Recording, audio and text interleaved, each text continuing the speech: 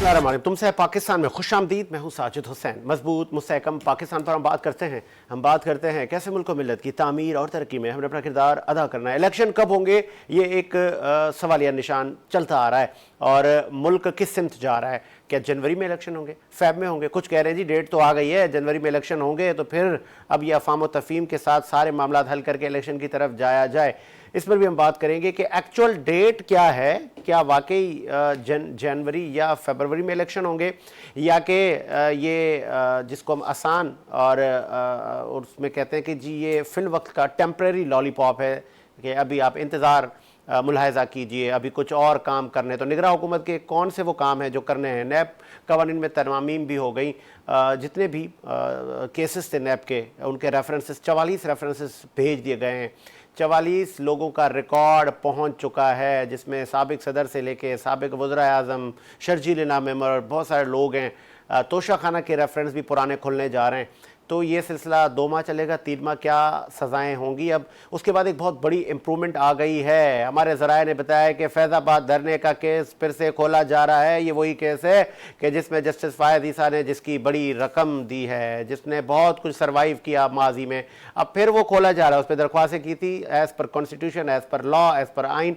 ये सब चीज़ें इसलिए की जा रही हैं कि कानून इजाज़त देता है कि अगर दरख्वास्तें की गई हैं तो उसको निपटाया जाए। अब फैज़ाबाद धरने में फ़ायद ईसा साहब को क्या फेस करना होगा, इस पर भी हम बात करेंगे। तमाम पर बात करने के लिए लास्ट में बात करते हैं कराची और स्पेशली सिंध के दीगर शहरों की। यहाँ पे जो CM हैं बाकर साहब, उन्होंने भी कई इजलास किए और फिर अब ये फैसला तय हुआ है कि कश्मोर घोटकी का जो पुल है उसको तेज़ी से काम किया जाए। रेंजर और आर्मी के जवान वहाँ जाएंगे, पहरा देंगे और वो काम कंप्लीट होगा। कहा यह जा रहा है उस पुल के बनने के बाद डाकुओं की जो पनाहगाहें हैं या जो उनका जो आमद और रफ्त है वो कम हो जाएगी और 60 से 100 लोगों की गालबन लिस्ट है, उस पर अमल कब होगा। अहकामात तो ये हैं कि हलाक कर दिए जाएँ सारे डाकू। साफ़ी जान मोहम्मद साहब भी सक्कर शहर में कत्ल हुए, उनका केस कहाँ पहुँचा। हम कोशिश करेंगे SSP इरफान समो साहब को भी हम लाइन पे लें, उनसे पूछें कि सक्कर और कच्चे की क्या सूरत है। स्टूडियो मेरे साथ मौजूद हैं, आप सीनियर जर्नलिस्ट हैं,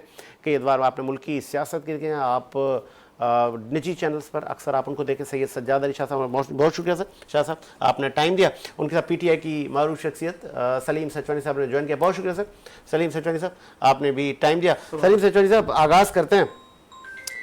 फैज़ाबाद धरना आपको याद होगा जिसके बेनिफिशरी PTI वाले भी रहे हैं और उन धरनों से एक रिवायत चल गई। उन धरनों के बाद से बहुत सारी पॉलिटिकल पार्टियों ने धरने दिए, फिर उन धरनों को कैश किया गया, फिर वहाँ से एक PTI धरना एक्सपर्ट पार्टी सामने आई, फिर धरनों से आपको बड़े फ़ायदे हुए, फिर आप लोगों ने हुकूमत बनाई और एक माजी की हुकूमत घर गई, आप लोग हुकूमत में आ गए, फिर आपको भी एक धरना ले डूबा जिसको 9 मई कहा जाता है।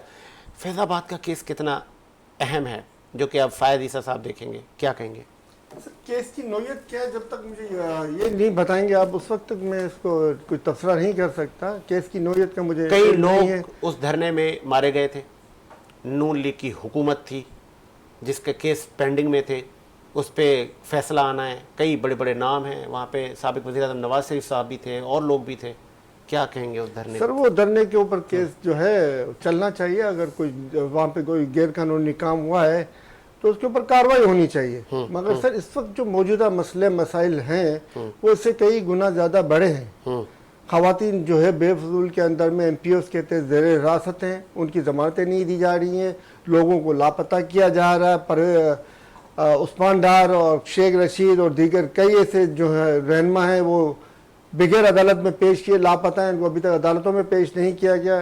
परवेज़ बलाई को 14 बार जो है वो हाजिर करके वापस दोबारा जमानत मिलने के बाद दोबारा इनको अरेस्ट कर लिया गया। इमरान खान साहब के ऊपर 186 झूठे मुकदमात बनाए गए हैं। सर फैज़ाबाद धरना केस चलना चाहिए। मैं पहले सबसे पहले जो मौजूदा करंट सूरत हाल है जिसमें इतने सारे गैर कानूनी गैर आइनी मुकदमात दर्ज हैं, उन मुकदमात दर्ज के ऊपर गौर करना चाहिए और दर्ज करने वालों के खिलाफ भी कार्रवाई होनी चाहिए। सर जो इस तरह के गैर कानूनी और गैर आइनी मुकदमात दर्ज करते हैं और लोगों को और सियासी पार्टियों के लोगों को और दीगर आम आवाम को परेशान करते हैं, इनके कोई पूछने वाला नहीं होता, जिसकी वजह से इनके हौसले बढ़ते हैं। तो सब ये रवायत खत्म होनी चाहिए। मैंने आपको पिछले प्रोग्राम में भी तरजीह दी थी, जस्टिस फ़ायद ईसा साहब को चाहिए कि इस वक्त जो गैर कानूनी सरगर्मियाँ मुमलिकत खुदा दादे पाकिस्तान में गैर कानूनी, गैर आईनी और गैर इस्लामी सरगर्मियां हो रही हैं, उन तमाम सरगर्मियों के ऊपर नजर रखें और उन तमाम सरगर्मी करने वालों के ऊपर कार्रवाई करें।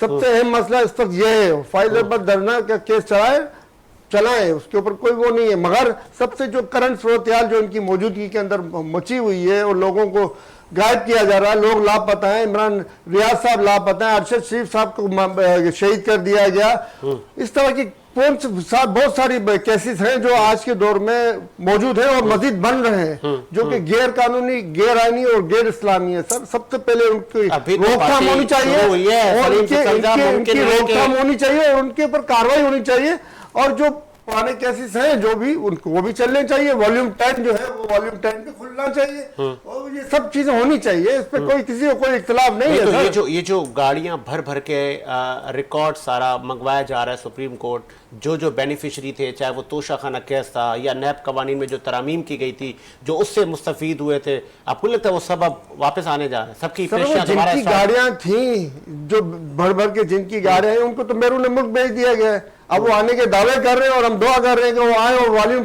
10 भी खोला जाए। वॉल्यूम 10 जो सबसे खतरनाक था, वो कौन से छुपाया गया। सर ये रिवायत खत्म होनी चाहिए और स्पेशल सीक्रेट एक्ट भी खत्म होना चाहिए कि अवाम को मालूम ही नहीं और अवाम के खिलाफ सरगर्मियां हो रही हैं, दूसरे ममालिक अब पाकिस्तानी कौम को धमकियां दे रही हो, पाकिस्तान में हुकूमतें चेंज करा रही हो, पाकिस्तानी इलेक्शन कमीशन और पाकिस्तान के आईजीज और उनसे मुलाकातें कर रही हो और अवाम के ऊपर दबाव डाला जा रहा हो और अवाम को मालूम ही ना हो कि क्या हो रहा है। सर अब ये तमाशे खत्म होने चाहिए, कानून की पासदारी होनी चाहिए, कानून की हुक्मरानी कायम करनी चाहिए और कानून के तहत कानून नाफिज होने चाहिए। और तमाम गैर इस्लामी कवानीन, चाहे वो आर्मी के अंदर में है, चाहे वो सुप्रीम कोर्ट के अंदर में है या दीगर जगहों पे और कवायद मौजूद है जो गैर इस्लामी है, उन तमाम गैर इस्लामी कवायद को खत्म होना चाहिए और मुल्क को सुन्नत नबवी के मुताबिक रूल ऑफ लॉ और करप्शन के खात्मे के तहत। ठीक है, आपका आगे पॉइंट शाह साहब। पहले मैं चाहूंगा कि फैजाबाद धरने पे आपका कमेंट चाहूँ, फिर आगे बढ़ाते हैं। बिल्कुल साजिद, 57,000 केसेस पेंडिंग हैं और मैं देख रहा हूँ कि जब से चीफ जस्टिस ईसा फायज साहब आए हैं और बड़ी तेज़ी से वो निपटा रहे हैं केसेस को, और ये जो फैज़ाबाद धरने वाला मामला है ये भी एक उसूल के तहत खुलना ही था। जिस तरह आप देख रहे हैं कि तमाम तरामीम ख़त्म कर दी गई नैब की और वापस नैब को असल शक्ल में ले आए हैं, तो फैज़ाबाद धरने का भी आखिर कोई ना कोई सही सलूशन निकलना है ना। तो वो उस हवाले से मैं ये कहूँगा यहाँ पे आपके प्लेटफॉर्म से बैठ के कि मैं समझता हूँ ज़रूरी है फैज़ाबाद धरने का मामला जो है उसको हल की तरफ जाना बहुत ज़रूरी है। आपको नहीं लगता कि फायज़ ईसा साहब पहले भी बहुत सारी चीज़ें हैं, ये जब ये केस उनके पास आया था, आज तो वो चीफ जस्टिस हैं, बहुत सारे बड़े पावरफुल नाम है, शाह साहब हो जाएगा फैसला? बात ये है साजिद कि अगर इस अदलिया की सबसे अहम सीट पर बैठा हुआ शख्स, चाहे वो फायज़ ईसा हो, कोई भी हो या कोई और भी क्यों ना हो, वो अगर खौफज़दा हो तो फिर इस सीट से तो इंसाफ नहीं होगा। मैं समझता हूँ कि हर केस को खुले दिल से देखना चाहिए और अभी तक की जो प्रैक्टिस हम देख रहे हैं फायज़ ईसा साहब की, बहुत कमाल प्रैक्टिस है, बहुत बेहतरीन, अप्रिशिएट करते हैं। और ये जो गाड़ियाँ भर भर के अब दोबारा फाइलें आ रही हैं, ये जो आप नैब का जिक्र कर रहे हैं, मैं आपको यहाँ बताता चलूँ कि इलेक्शन से कबल मेरे ज़राए मुझे बता रहे हैं कि बहुत सारे सियासतदान जो हमारे पॉलिटिशियंस हैं, उनमें ये वो कहते हैं ना छरना चल रहा है। ये मैं आपको बता दूं कि मेरे ज़राए कमज़ोर तो नहीं है, बहरहाल कहने में कोई हर्ज भी नहीं, जो बात आई है वो उसका जिक्र होना ज़रूरी है। लोग सुन रहे हैं, सामाइन देख रहे हैं, नाजरीन देख रहे हैं, तो सुनने और देखने वाले दोनों को पता चलना चाहिए असल हकीकत के। इसमें जब ये छन्ना चलेगा, इसमें मुझे दिखता है कि काफ़ी हमारे पॉलिटिशियंस जो हैं वो नाअहल हो जाएंगे। अच्छा, और इलेक्शन जो है वो इलेक्शन तक तमाम चीज़ें खुल के इस तरह सामने आएंगी जैसे आप लाइक मिरर खड़े हुए, शीशे के सामने खड़े हुए। अगर बहुत सारी शख्सियात बकौल आपके कि वो नाअहल हो जाएंगे तो फिर इलेक्शन कौन लड़ेगा सर? कौन सी पार्टी आएगी? पार्टियां नाअहल नहीं हो रही, तो पार्टियों के जो सरबराहान है, शख्सियत देखें, अगर मैं किसी पार्टी का सरबराह हूँ और मेरी गलतियों से वो आम कारकुनान का या दीगर इलाकाई रहनुमाओं का तो कोई कसूर नहीं, वो कंडक्ट करेंगे, इलेक्शन लड़ेंगे, वो लड़ेंगे। हो सकता है कि मतलब कोई और लीड कर ले पार्टी को। ये मामला हल्का नहीं है ये जो मामला हुआ ये हल्का नहीं है। देखें, नैब की तरामीम को खत्म करना। इंपॉर्टेंट सवाल आपसे करने चाह रहा हूँ। आम आदमी भी देख रहा है कि सुप्रीम कोर्ट के जज ने ये सारी कार्रवाइयाँ दोबारा आगाज़ कर ली है ना। अब दोबारा से चाहे वो साबिक सदर आसिफ अली जरदारी का केस हो, शर्जील इनाम मन का हो, या वो हमारे थे साबिक वज़ीर आज़म जिन्होंने वो बिजली का एक जहाज़ मंगवाया था जी, उनका केस हो, तो अब क्या सजाएं होंगी या कि फिर इलेक्शन आ जाएंगे, एक पार्टी आ जाएगी और सब वो निज़ाम, 1 साल है उनके पास, फायद ईसा साहब के पास। देखें साजिद, आपकी बिल्कुल सोच पॉजिटिव है। मैं समझता हूँ कि आपका ये सवाल ही अच्छी खासी रहनुमाई कर रहा है लोगों की, लेकिन मैं नहीं समझता कि इलेक्शन जो है वो इतनी जल्दी हो सकेंगे और ये मामला अधूरे रह जाएंगे। ये पूरे होंगे, ये पूरे होंगे। अच्छा। ये पूरे होते नजर आ रहे हैं। उसकी वजह आप ये देखें कि कोई भी सीनियर, आपके काकड़ साहब ले लीजिए, आपके दीगर वज़रा ले लीजिए, या आप सूबाई वज़ीर आला ले लीजिए, कोई भी इलेक्शन कमीशन के आखिरी हफ्ते जनवरी को सेकंड नहीं कर रहा है। सब यही कह रहे हैं इलेक्शन कमीशन ने तारीख दी है, और सख्त मुखालफत आ रही है पीपल्स पार्टी की जानिब से, आपको पता होगा। सख्त मुखालफत आ रही है, आपको मालूम होगा, ANP की तरफ से, दीगर सियासी पार्टियों की तरफ से, MQM की तरफ से। लेकिन जो इस मामले पर खामोशी छाई हुई है वो सिर्फ नून लीग की जानिब से है। वो इलेक्शन कमीशन के किसी मामले को जो है वो तनकीद का निशाना बनाते हमें नजर नहीं आ रहे। लेकिन ये इलेक्शन कमीशन के कंधे पे जो बंदूक रखी हुई है, टाइम पे इलेक्शन नजर अभी भी नहीं आ रहे, क्योंकि मुस्तनद किसी तारीख का ऐलान किया जाता, जो डिक्लेयर हो जाती, फिर कैंपेन शुरू होती, पार्ट्स हैं, बहुत सारी चीजें, तैयारियां हैं। बल्दियाती इलेक्शन को कराची में हम किस तरह देख चुके हैं कि किसी को पता ही नहीं था, अचानक सुबह इलेक्शन हो गए। आखिरी दम तक जो अफवाहें थी जी नहीं होंगे, नहीं होंगे। कांग्रेस पार्टी ने कहा है कौमी असेंबली के लिए उन्होंने कागजात नामजदगी और वो फॉर्म सारी डिटेल मांग ली अपने कैंडिडेट्स की, अपनी पार्टी, मतलब तैयारियां तो पूरी हैं, तैयारियां रखनी पड़ेंगी। जनरल इलेक्शन है ये, कोई मतलब इलाकाई इलेक्शन तो नहीं है ना कि बल्दियाती इलेक्शन है, लेकिन जनरल इलेक्शन की तैयारियां हैं, वो होंगी। लेकिन मैं ये समझता हूँ जो हमारे जरा हमें बता रहे हैं कि नैब कवानीन के तहत बहुत सारे बड़े बड़े प्लेयर्स जो हैं वो जद में आएंगे, और मैं समझता हूँ कि नाहली की तरफ भी जाएंगे। और साबिक वज़ीर आज़म नवाज शरीफ साहब भी आ रहे हैं, लंदन में एक बैठक लगी है जी। आपको पता है कि कल जरदारी साहब भी चौधरी शुजात साहब के मौजूद थे, वहां भी सुलह मशवरा किया गया, और उधर भी बैठक लगी। यहाँ से शहबाज शरीफ बड़ा पैगाम लेके गए, Maryam Nawaz already she is there, और वहां पे जो हमारे सोर्सेज हमें बता रहे हैं कि नवाज शरीफ साहब जो हैं वो अभी अपनी पाकिस्तान आमद को पेंडिंग करेंगे। चले, मैं आपके पास ये आता हूँ सवाल लेके, चूंकि टाइम अब सलीम सितवानी साहब का। सितवानी साहब, ये मैं आपके पास आता हूँ। शाह साहब, साबिक वज़ीर आज़म साहब, नवाज शरीफ साहब वतन वापस आ रहे हैं, शहबाज शरीफ ने भी बोल दिया, मरीम नवाज साहब ने बोल दिया कि कोई डेट वेट चेंज नहीं हो रही, और बड़ी तैयारियां की जा रही हैं, वालियाना इस्तकबाल उनका होगा। फायद ईसा साहब सीट पर बैठ गए, आते ही इस्तकबाल के बाद घर जाएंगे, घर से वो जेल जाएंगे, या कि फिर वो इलेक्शन कैंपेन चलती रहेगी और कानून उनके लिए नहीं होगा? सर 4 हफ्ते की जमानत पे ये गए, वो भी जमानत ऐसी जो आज तक किसी मुल्जिम को नहीं मिली। ये मुजरिम नहीं थे, ये मुल्जिम थे, दुनिया की तारीख के वाहिद मुल्जिम जिसको जमानत मिली, और 4 हफ्तों के लिए गया, और वो भी सिर्फ 50 रुपए के बॉन्ड पेपर के ऊपर। तो सर जैसा मुजरिम जहां से गया था वो वही हुकूमत किसकी दी? आपने 50 रुपए क्यों बोला? फैसला किसने किया सर? 50 रुपए में नहीं लेना चाहिए। हाई कोर्ट का था, कोई इमरान खान साहब का नहीं था फैसला करने। और तो आप लोग उस वक्त एहतजाज करते हैं, रैली निकालते, कुछ करते हैं। अगर आपको उनको जमानत देनी ही है तो कम से कम भी 6 अरब पाकिस्तानी रखे, जबकि वो 6 अरब डॉलर रखवाने के लायक थे। इनको 6 अरब भी नहीं, 6 अरब डॉलर से लेने चाहिए थे जमानत के, इसके बाद उनको भिजवाना चाहिए था। मगर मुझे बताएं ये हमारी जुडिशरी का सिस्टम कहाँ है कि एक मुल्जिम को जमानत के ऊपर 50 रुपए के बॉन्ड पेपर पे दे रहा है, और अरबों डॉलर के मुलविस मुल्जिम, जो अरबों डॉलर के मुकदमा में मुल्जिम, उसको जमानत 50 रुपए के बॉन्ड पेपर पे दी जाती है, जिसका वॉल्यूम 10 ये वालियाना तौर पर आए सर, और वॉल्यूम 10 वालियाना तौर पर इनका इस्तेमाल करेगा इस बार। वॉल्यूम 10 से ये नहीं बचेंगे इस बार, पहले तो बच गए थे जनरल बाजवा के मेहरबानी से। कि मैं आऊंगा, साबिक जजेस और साबिक जर्नल का एहतसाब करूंगा आके, जैसे मुशर्रफ ये तो वही बात होगी, डाकू आए और कहे कि मैं चोरों का एहतसाब करूंगा। नहीं करेंगे। सर एक डाकू आए और कहे मैं चोरों का हिसाब करूंगा, तो ये तो बात बनती ही नहीं है सर।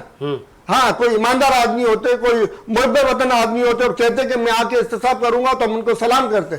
मगर ये तो खुद डाकू हैं बड़े, जिन्होंने मुल्क का खाना खराब किया है। इन्होंने IPPs के इनके एग्रीमेंट्स आप देख लें, डॉलर के दुनिया के वाहिद ममालिक है पाकिस्तान, और उसके साथ में UAE और इसके साथ में एक और अरब कंट्री है, जिनमें डॉलर खरीदना और बेचना दोनों कारोबार है। वरना उमूमन सब मनी चेंजर होते हैं दूसरे ममालिक में, करेंसी एक्सचेंज नहीं होते। करेंसी एक्सचेंज हमारे पास है। मनी चेंजर का जो रिवायत डाली गई कि जिसकी मर्जी में जाके डॉलर खरीद ले और स्टोर कर ले और स्मगलिंग कर ले, तो ये मनी चेंजर का जो निज़ाम इन्होंने अपनी सहूलत के लिए बनाया था नवाज शरीफ साहब ने, उसकी लपेट में आज पूरा पाकिस्तान आया हुआ है। और IPPs की कंपनी जो आज जितनी भी तबाही है वो उन्हीं की वजह से। शाह साहब ने कहा कि तो उनको मुहब्बे वतन कहना नहीं है, ये मीर जाफर और मीर सादिक है ये सर। आप एग्रीड करते हैं? शाह साहब कह रहे हैं कि पहले एहतसाब होगा, कच्चे के डाकू भी हलाक होंगे, कच्चे का ऑपरेशन भी कंप्लीट होगा, पक्के का ऑपरेशन भी कंप्लीट होगा, उसके बाद इलेक्शन होंगे। देखिए सर, डाकुओं को डाकू कौन बना रहा है? जो बड़े डाकू हमारे पास मौजूद है ना, वही इनको डाकुओं को जन्म देते हैं। पनाहगाहें वही इनको देते हैं, वही इनको अपने ओताकों में छुपाते हैं, वही इनको उनसे काम भी लेते हैं इलेक्शन के दिनों में। तो सर सबसे पहले ये तहकीकात होनी चाहिए कि कौन कौन इसमें मुलविस है। जब तक फैक्ट्री को नहीं पकड़ा जाएगा, फैक्ट्री को तबाह नहीं किया जाएगा, असला निकलता रहेगा। आप इनको मारेंगे, कल दूसरे डाकू खड़े होंगे, आप दूसरों को मारेंगे, कल दूसरे। जब तक वो फैक्ट्री कायम है, डाकू बनाने वाली कौन है वो फैक्ट्री? सर ये फैक्ट्री वही है जिनके लिए जेएम शहीद साहब ने खुद कहा था कि भाई हमें पकड़ लो, डाकू खत्म हो जाएंगे। अब अल्लाह उनकी मगफिरत करे, उनको अपनी रहमत में जगा दे। चले, मगर जो आज ये निजाम चल रहा है वहां पे। चले, अब आप चूंकि सिंध में ले आए, क्योंकि आखिर में हम कराची और सिंध पे बात करते हैं। शाह साहब मुझे ये बताइएगा कि ये CM सिंध बहुत सारी रोज इजलास हो रहे हैं, उनका रिजल्ट क्या आएगा? देखें साजिद, आज जो एपेक्स कमेटी का इजलास हुआ वो अपनी जगह बड़ी अहमियत रखता है। एपेक्स कमेटी के इजलास में तकरीबन तमाम ही लोग मौजूद थे और बड़े अच्छे स्टेप्स लिए गए और डिसीजंस भी लिए गए और सख्त अहकामात भी जारी कर दिए गए हैं रिटायर्ड जस्टिस बाकर साहब की तरफ से। और मैं समझता हूं कि इस वक्त जो गैर यकीनी सूरत हाल है उसमें ये इकदाम बहुत ज़रूरी हैं जो उन्होंने किए हैं। और इंटीरियर सिंध से लेके कराची तक की बात हुई है। बात ये नहीं हुई है कि सिर्फ इंटीरियर सिंध को देखा जाएगा, कराची में भी जो स्ट्रीट क्राइम का जिन बेकाबू हुआ जिससे लोग अपनी जान और माल दोनों से महरूम हो जाते हैं आए दिन, उसके ऊपर भी बहुत सख्त एक्शन होगा। और दीगर जो मामलात हैं कराची के अंदर जो सेंसिटिव हुए हैं उस पर भी रेंजर्स को जो है डिप्लॉयमेंट दी जाएगी और तमाम जगहों पर रेंजर्स के इख्तियारात को भी बढ़ाया गया, आपको पता ही होगा। और अभी भी जो ये ऑपरेशन चलेगा इंटीरियर सिंध में, ये हल्का ऑपरेशन नहीं है। इसमें हमें कुछ दिन पहले ही बता दिया गया था हमारे सोर्सेस के जरिए कि इसमें बहुत बड़े लोग हैं पीछे। कच्चे के डाकू सिर्फ डाकू नहीं है, ये मुनज़्ज़म नेटवर्क है और इसके सरबराहान जो हैं, इसके पुष्पनाई करने वाले जो हैं वो बहुत बड़े लोग हैं। इसलिए हमेशा रुकावटें आएंगी, लेकिन इस दफ़ा मैं देख रहा हूँ कि बहुत सख्त स्टेप लिया गया और बाकायदा इसके लिए अहकामात जारी किए गए कि फौरी तौर पे इमीडिएटली जो है इनके खिलाफ काम किया जाए। तो ये बहुत बड़ी बात है कि अगर ये पाए तकमील तक पहुँच जाए। और मैं यहाँ दुआ भी करूँगा कि तमाम लॉ इन्फोर्सेस के लोग जो वहाँ जाएं ऑपरेशन के लिए, अल्लाह पाक उनको अपने हिफ्ज़ व अमान में रखे, क्योंकि ये बड़ा सख्त ऑपरेशन होगा और जल्दी ये कार्रवाइयाँ आपको देखने में आएंगी, सामने आएंगी। और अल्लाह पाक लॉ इन्फोर्सेस के तमाम इदारों को कामयाबी दे और कंट्रोल हो जाए, ये चीज़ काबू हो जाए। इसके अंदर बहुत बड़े हाथ पोशीदा हैं जिनका जिक्र शायद ये सचवानी साहब सियासी आदमी कर सकते हैं, मैं ज़रा खुल के बात नहीं यही से कंटिन्यू करते हैं, ज़रा एक ब्रेक लेते हैं, यही से कंटिन्यू करते हैं। ये हमारी लास्ट और बड़ी अहम स्टोरी है कि अब सिंध और पंजाब के जो एरियाज़ हैं, कच्चे के एरियाज़, वहाँ क्या होने जा रहा है। एक ब्रेक लेते हैं, ब्रेक के बाद हासिल होते हैं।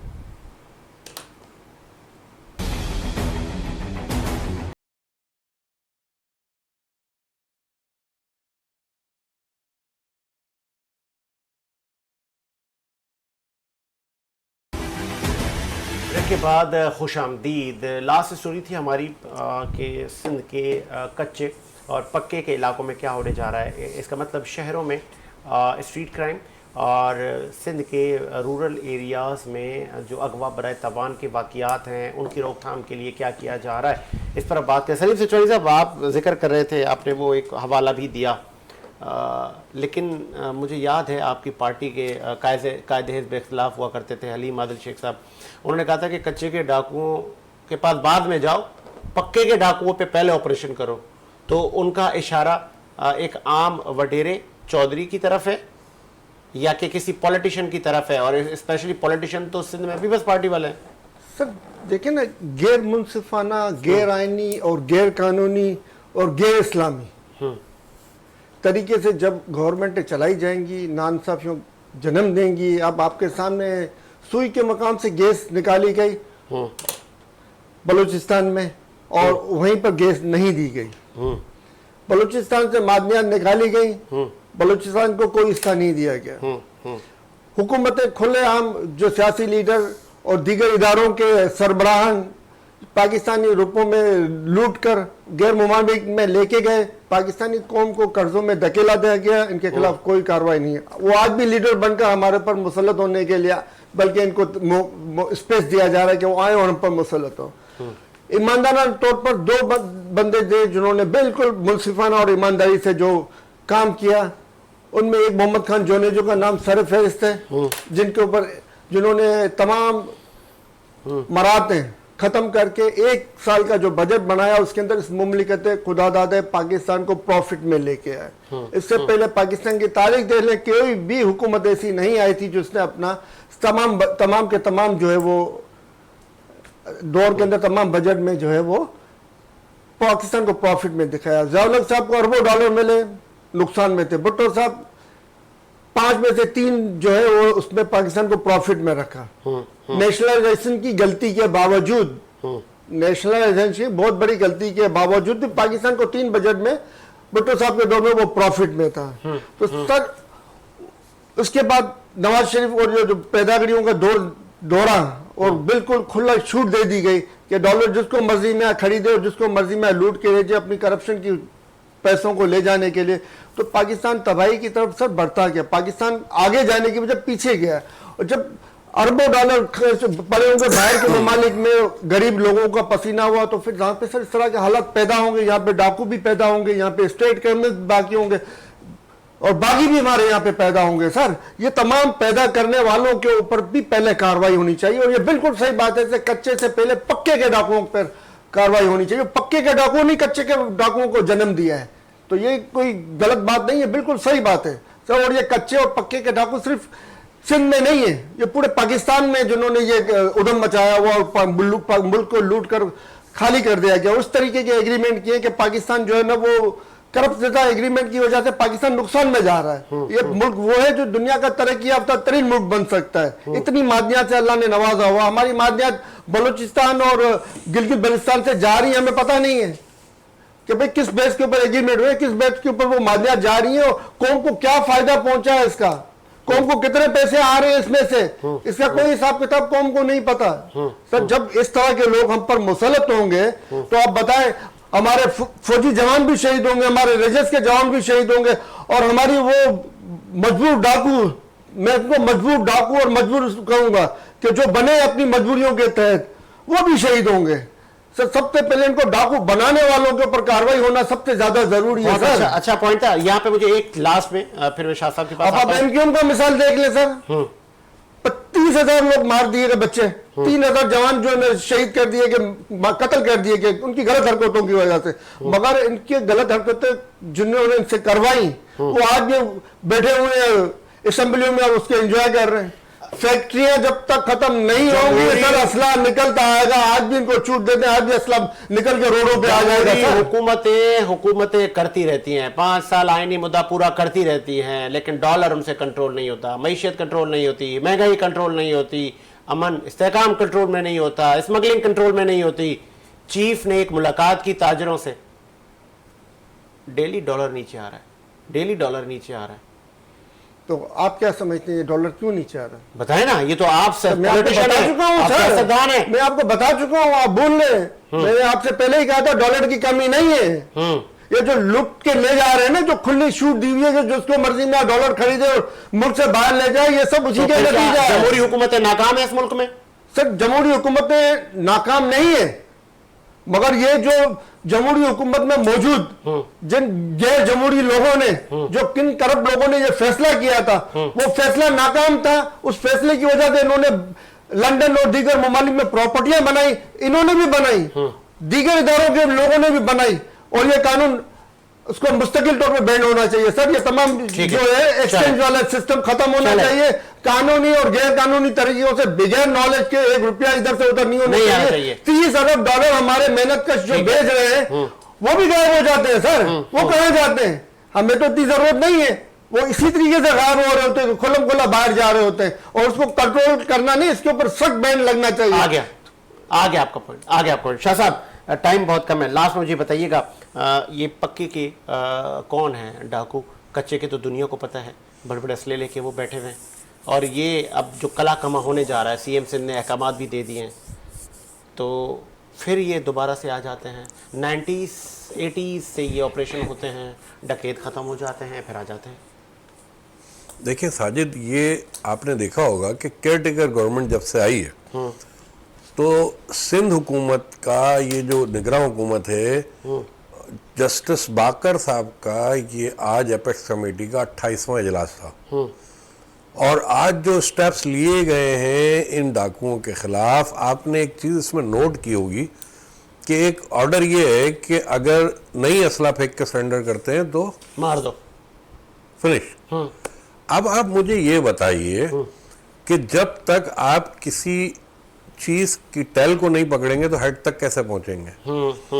दूसरी तरफ अगर मैं देखता हूं जो तहफ़्फ़ुज़ात बताए गए, कुछ दिन पहले आपके चैनल पे भी डिस्कस हो रहा था कि इनके पास बड़ा हेल्दी किस्म का वेपन्स मौजूद है डाकुओं के पास। ठीक है, ग्रेनेड है, स्नाइपर गन्स हैं, ये तो एजेंसीज के यूज की, आर्मी यूज की, मिलिट्री यूज की चीजें हैं जो उनके पास पहुंच गई हैं। जो उनके, सॉरी फॉर इंटरप्ट, जो सहूलतकार हैं, जो फैक्ट्रियां हैं जहां से ये डकैत बनते हैं, पनपते हैं, उन फैक्ट्रियों का क्या होगा शाह साहब? मैं वही उसी तरफ आना चाह रहा हूं कि अगर जिंदा सूरत हाल में ये पकड़े गए तो अल्लाह के हुक्म से बहुत कुछ बेनकाब हो जाएगा। सर जिंदा नहीं ना सर, सीएम साहब ने कहा इनको हलाक कर दे। तो इसीलिए तो वजह ये है ना कि जब ये हलाक हो जाएंगे इतना तो आसान नहीं है। वो जो इनके सहूलतकार बैग के सहूलतकारों को छुपाने के लिए कहा गया कि हलाक कर दें। इतना आसान नहीं है साजिद, इतना आसान नहीं है। देखें, कोई भी रियासत का जिम्मेदार आदमी ये नहीं चाहेगा कि हमारी फोर्सेस के लोग जो हैं उनको कोई नुकसान पहुंचे, यानी खुद अपनी जान पे खेल के किसी को तहफ़्फ़ुज़ फराहम किया जाए, क्रिमिनल को तो ये मुमकिन नहीं है। कहीं ये जो डकैत जो एवरी 20 ईयर बाद आ जाते हैं, फिर इनका कलाकमा होता है, 15 साल 20 साल एक सुकून की सांस लेती है आवाम, फिर आ जाते हैं, क्या ये जरगा सिस्टम, कबायली निज़ाम तो इनकी सहूलतकार नहीं है? आप मुझे एक बात बताएं, आपने अगर पूरा एपेक्स कमेटी का इजलास स्टडी किया तो आपको पता है उसमें कितने अगवा के केस डिक्लेयर किए गए, जिसमें से बाजियाब कितने हुए? इतनी कम शराय 10 अफराद की आ रही तकरीबन। ये अगवा बराए तावान जो वहां पे हो रहा है बैठ के, वो है क्या पता है साजिद? बहुत सारे केसेस ऐसे हैं जो हमें आंखों के सामने से हमारी गुजरते ही नहीं है। बड़े बड़े करोड़पति जाके वो उनके पास बैठ जाते हैं, अगवा हो जाते हैं, और उसके बाद अरबों रुपए का तावान वसूल किया जाता है। वो तावान कहाँ जाता है, किन लोगों तक जाता है? कौन लोग हैं जो उनको प्रोटेक्ट कर रहे हैं? हमने तो वीडियोस में देखा वो डाकू सिगरेट पीते हुए बाइक के ऊपर जो है वो वेपन लेके जा रहे हैं। उनकी तो हमें हुलियों से लग रहा है कि उनका रोटी खाने को पैसे नहीं है, असला दिया गया है उनको, बाकायदा उनको यूज किया जा रहा है। कोई तो पीछे है, उन पीछे के लोगों जो को सरदार हैं, जैसे मुख्तलिफ कौमियतें वहां पे आबाद हैं, शर कबीला है, तेगो खान तेगानी एक बड़ा नाम पहले गिरफ्तार हुए थे, इस तरह के जो कबीले हैं ये उन्हीं के लोग हैं। कौन लोग हैं? देखें, हम यहाँ कबल वक्त किसी पे इल्जाम तराशी नहीं कर सकते। ये इदारों का काम है कि इदारे कोई ऐसी गिरफ्तारियां वहां से उठाएं कि जिससे सारा मामला बेनकाब हो और कौम के सामने असल सूरत हाल है। इरफान समो एसएसपी सक्खर हमारे साथ लाइनअप थे, मुमकिन है किसी वजूहात से, जिस तरह आपने ब्रेक से पहले कहा कि वो शायद उनको मना हो गया।